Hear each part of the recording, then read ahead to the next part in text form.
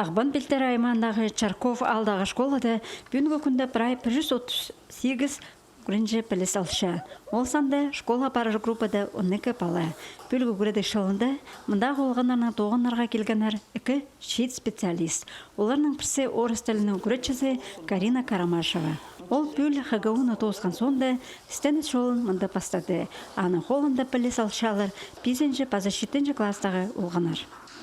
Пастағызын сит қарақ білдірген, амы уже пизаймен тоғын салғым, пизінже ай тоғын шықпарчам, ник қарақ білдірчі палырның қады таныс балғым прайзының қады общий язык табылғым тегізі.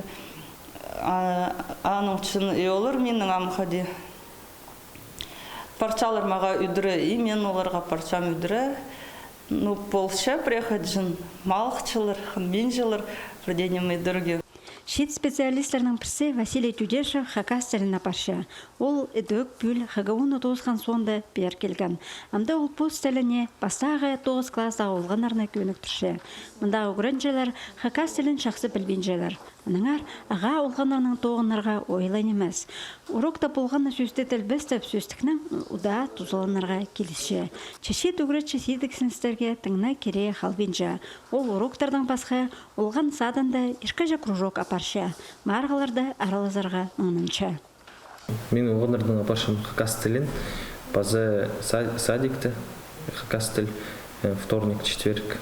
30 минута, шетпенжі. Тегір құрыды 5-8 класстағы арылысқандар балдар. Біз ойын тұрғыз қыпс, хакас абыраттыр, көсті қыпс, іс қыпс, сұрғыз видео. Әстен шолын алып бастып жатқан шет специалистерге жақсы қабасшалар мұндағы күретшілер. Оларға бұл ойын емес доғыстың прай сайриларын чары деп, аны шолына иптек керіп одыршалар. Прай коллективтің полыс жепс, өрін жепс, олар мұнда тұдылзын сақын жепс. Аныңар оларға прай күзіпстің стараймысы болызырға. Жақсы шоқтерға шарир шеттер күштіншелер. И конкурстарды аймақ басқа араласшалар. Пүл Василий Андреевичның хадыйны тілі конкурста участвовать болған. Ағбан Белтер аймағында керілген программа хостыра шет специалистерге чурт бүдірілер.